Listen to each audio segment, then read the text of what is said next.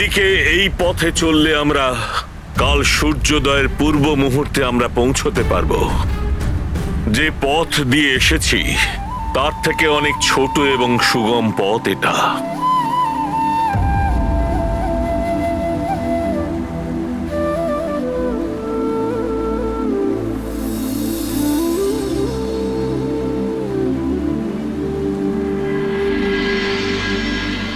আমাদের ফিরে যাবার মুহূর্ত আসন্ন। এখন এক মুহূর্ত আর বিলম্ব না করে এখান থেকে প্রস্থান করতে হবে।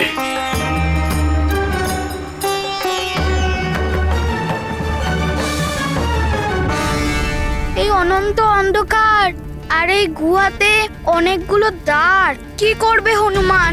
পাতালের এই অন্ধকারের হনুমান কিছুতেই কিছু বুঝতে পারছে না। কোন দিকে যাব? কোথায় খুঁজবো দিব্য কল্পবৃক্ষকে? যদি বিলম্ব হয়ে যায় তাহলে অনর্থ হয়ে যাবে। দিব্য কল্পবৃক্ষ তো সবার ইচ্ছা পূর্ণ করে। আমিও ওনার কাছে প্রার্থনা করি। হে দিব্য কল্পবৃক্ষ, আমি জানি আপনি নিশ্চয় পাতাল লোকেই আছেন। আপনাকে রক্ষা করে আমি এখান থেকে নিয়ে যেতে এসেছি। পাতাল লোকে কি করে খুঁজবো? কিছু অন্তত সংকেত দিন আমায়। হনুমানের একমাত্র এই ইচ্ছা পূরণ করে দয়া করুন আমায়।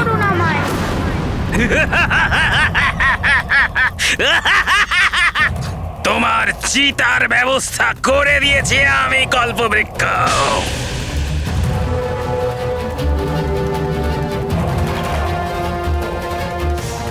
পাতাল রাজু পক্ষ একবার শেষ সুযোগ দিচ্ছে তোমাকে। আমার সব ইচ্ছে পূর্ণ করো, আর তা না হলে আমি তোমাকে ভস্ম করে দেব।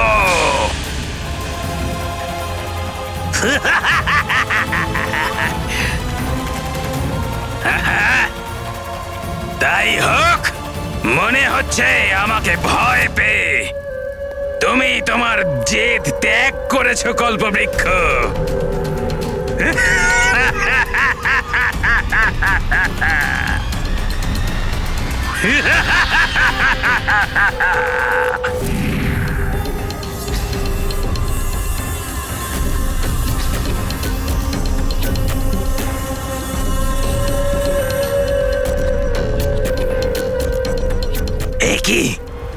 এ কি হচ্ছে?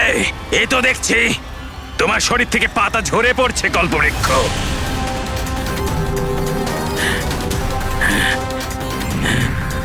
তেজও শেষ হয়ে গেছে তোমার এই পাতাগুলোর। পড়ে নিস্তেজ হয়ে পড়েছে এগুলো।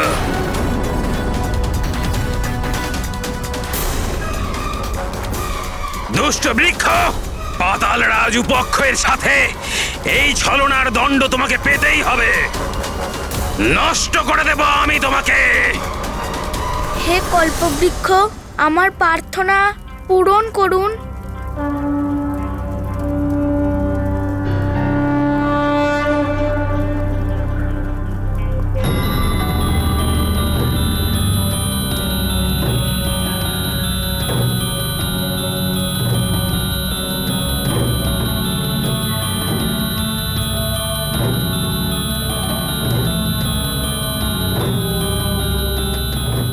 দিব্য প্রকাশ কুঞ্জ,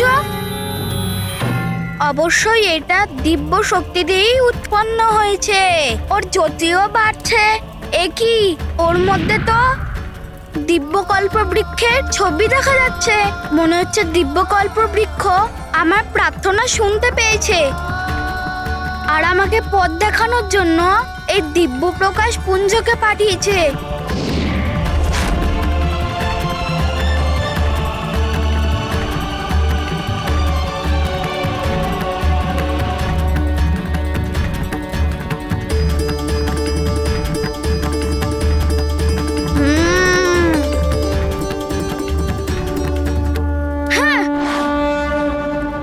শিষ্যগণ, আমাদের সূর্যোদয়ের পূর্বেই পৌঁছতে হবে এবং আরো তীব্র গতিতে এগোতে হবে।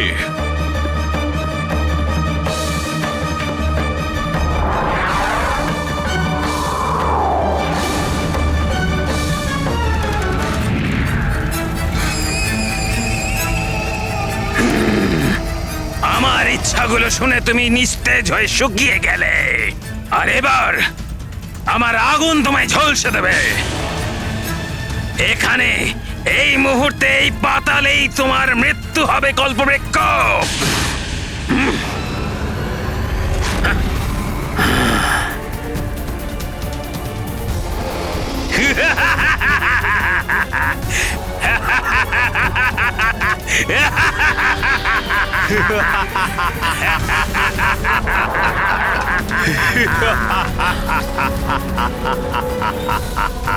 মুহূর্তের মধ্যেই তোমার ভবলীলা সাঙ্গ হয়ে যাবে, নষ্ট হয়ে যাবে তুমি কল্পবৃক্ষ, ধ্বংস হয়ে যাবে।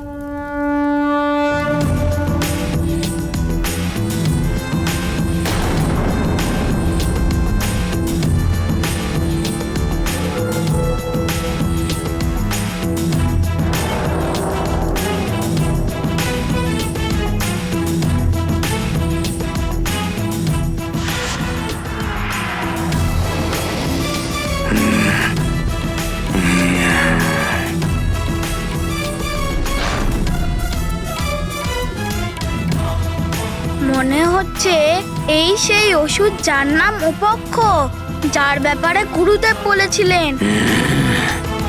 আচ্ছা, তাহলে তুমি সেই মর্কট বানর বালক হনুমান। তুমি আমার দ্বারা জ্বালানো আগুনকে নিভানোর দুঃসাহস করেছো। হ্যাঁ, আর তুমি এই দিব্যকল্প বৃক্ষকে চুরি করে আনার দুঃসাহস দেখিয়েছো। আমি এনেছি এটাকে এখানে, আর সেই জন্য এখন এটা আমার। এটাকে এখান থেকে নিয়ে যাওয়ার প্রচেষ্টাকে বিফল করে দেব আমি। এটা এখানেই থাকবে, কেননা আমি লঙ্কেশ রাবণ আর মহারাজ বালিকে কথা দিয়েছি।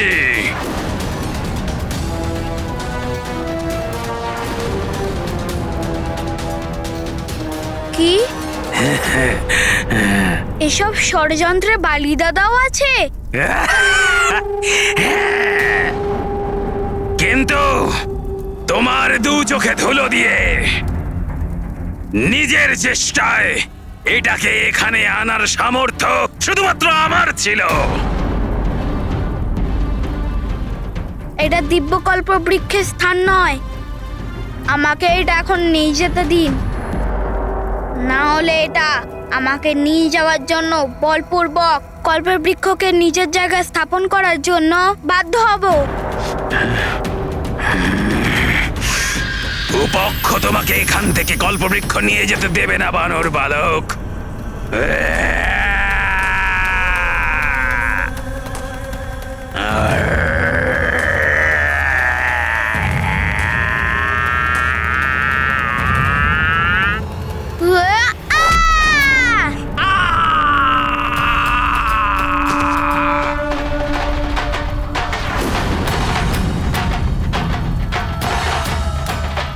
এবার তুমি উপক্ষের শক্তির আভাস পাবে বানর বালক।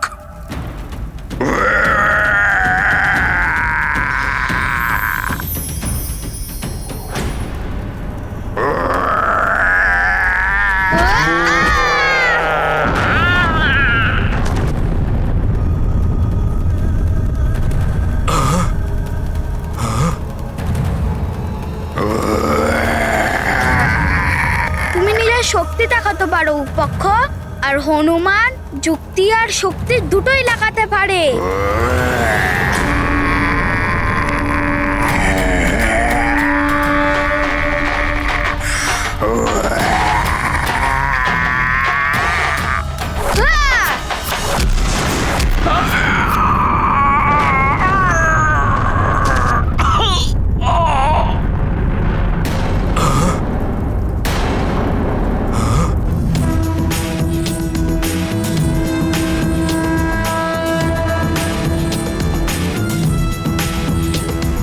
এবার তো মনে হচ্ছে তোমাকে উপক্ষর বাস্তবিক রূপটা দেখাতেই হবে।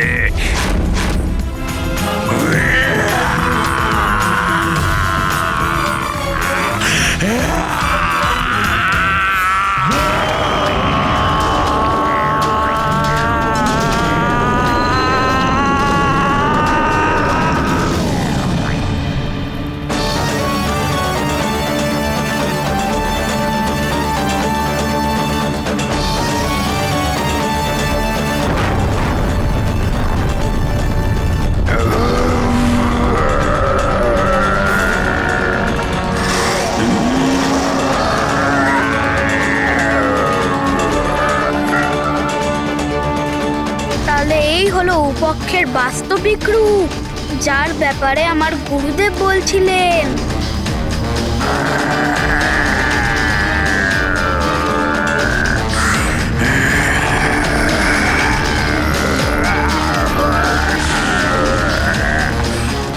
এইভাবে আমার সামনে থেকে সরে গিয়ে তুমি কিচ্ছু করতে পারবে না হনুমান। এই কল্পবৃক্ষকে তুমি আমার হাত থেকে বাঁচাতে পারবে না।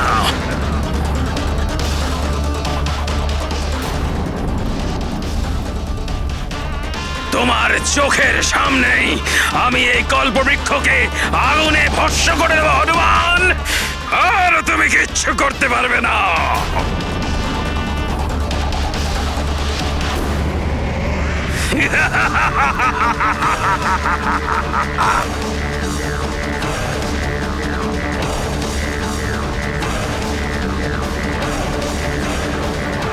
হে প্রভু নারায়ণ আর মাতা লক্ষ্মী, হনুমান আপনাদের কাছে প্রার্থনা চাইছে, আপনাদের বরদান প্রদান করুন। আমাকে বরাহ রূপ ধারণ করার জন্য অনুমতি দিন।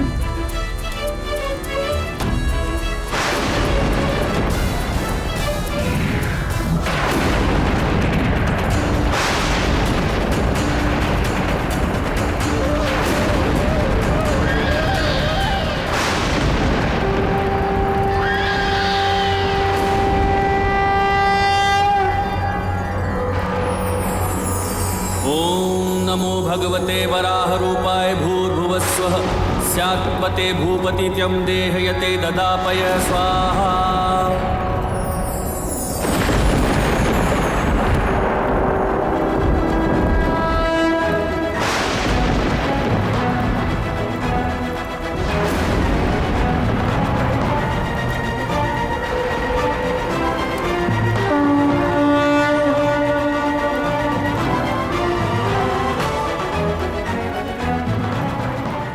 কি এও তো বরাহ রূপ ধারণ করলো।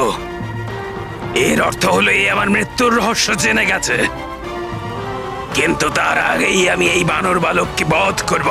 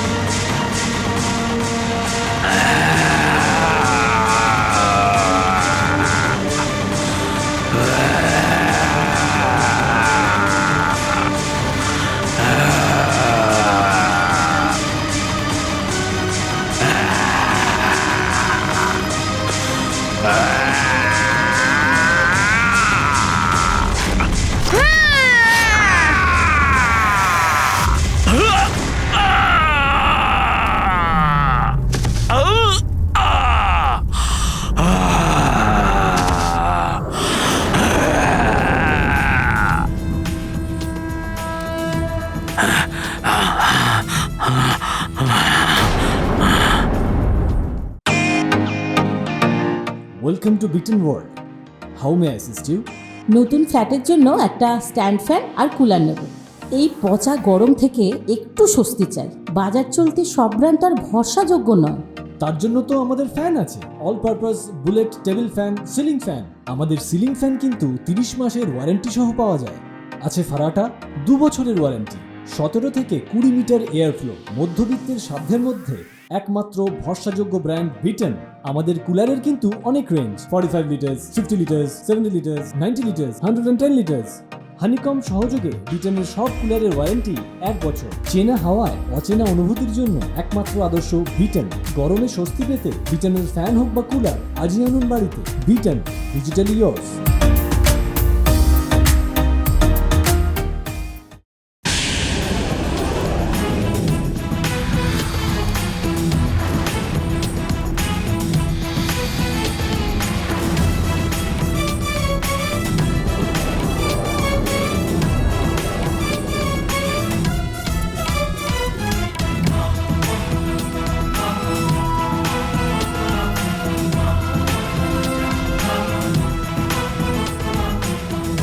এ তো পাতাল রাজু পক্ষকে বধ করেছে। বলো, ও আবার আমাদেরও বধ না করে দেয়।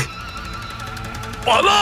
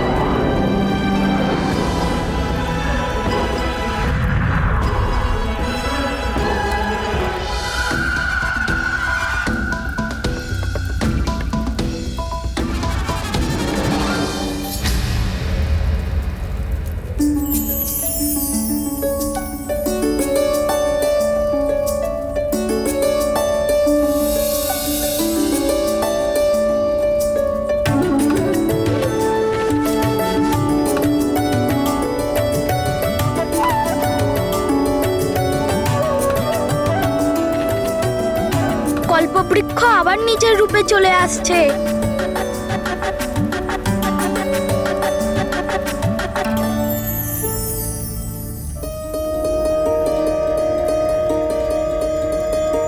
প্রণাম দিব্য কল্পবৃক্ষ। হনুমান আপনাকে আবার আগের মতো দেখে ধন্য হয়ে গেছে। এবার আপনার ওপর কোনো সংকট আসতে দেব না। আপনাকে আমি সুরক্ষিতভাবে নিয়ে যাব।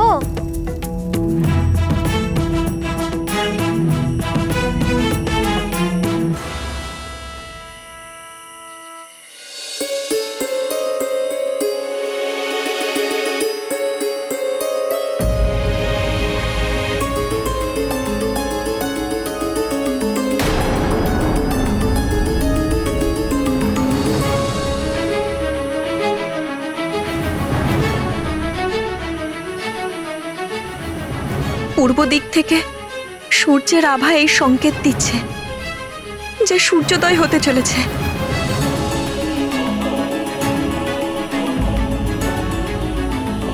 যে কোনো মুহূর্তে সূর্যোদয় হতে পারে। আর উত্তর দিক থেকে ঋষি দুর্বাসা যে কোনো মুহূর্তে আসতে পারেন।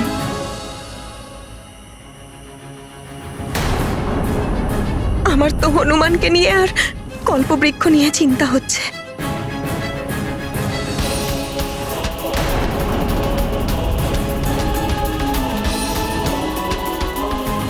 জগতের কল্যাণের জন্য, ভালোর জন্য নিজেকে সমর্পণ করে আর মন থেকে যে কোনো কাজ করে, তার পথে বাধা তো অবশ্যই আসে, কিন্তু সে জয় অবশ্যই লাভ করে। আমার পূর্ণ বিশ্বাস আছে হনুমান নিজের মাতা পিতার প্রতিশ্রুতির অবশ্যই সম্মান রাখবে, আর ঋষি দুর্বাসা আসার আগেই কল্পবৃক্ষকে তার নিজ স্থানে নিয়ে আসবে।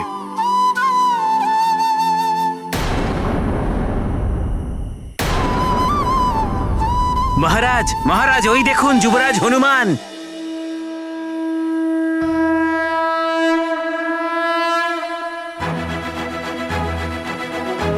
সংকটমোচন মহাবলী হনুমানের জয়, যুবরাজ হনুমানের জয়।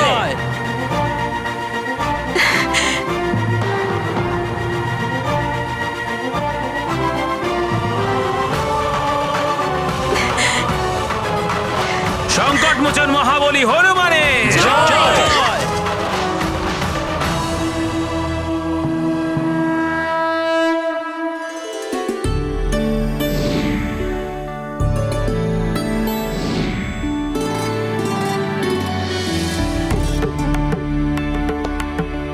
হ্যাঁ,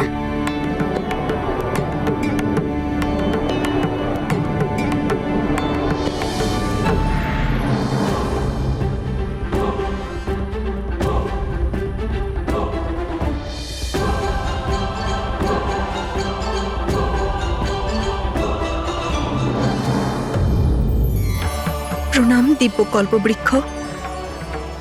হে কল্পবৃক্ষ, বিপদের মুহূর্ত কেটে গেছে।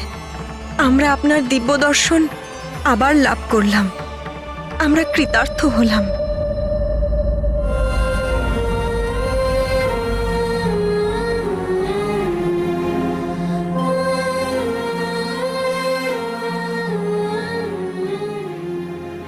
প্রণাম মা। প্রণাম পিতাশ্রী। তোমার কল্যাণ হোক পুত্র। আমি এটা জানতাম যে তুমি সময়ের আগেই এখানে অবশ্যই ফিরে আসবে। হনুমান, মানিক আমার, তুমি আমার চিন্তা দূর করে দিয়েছ পুত্র। পিতাশ্রী, মা, এই সম্পূর্ণ কাজের খ্যাতি তো তোমাদের দুজনকেই দেওয়া উচিত। তোমরা দুজনেই আমায় শক্তি দিয়েছো, আমার বিশ্বাস জাগরণ করে আমার সফলতার জন্য উৎসাহ দিয়েছো। তোমাদের দুজনের কারণেই আমি সফল হতে পেরেছি। তুমি আমাদের সম্মান বজায় রেখেছ। আমার বিশ্বাস ছিল পুত্র, নিজের কর্তব্য নিষ্ঠা আর সাহসের সঙ্গে এই সংকট থেকে অবশ্যই জয়লাভ করবে। আমি তোমাকে নিয়ে গর্বিত পুত্র।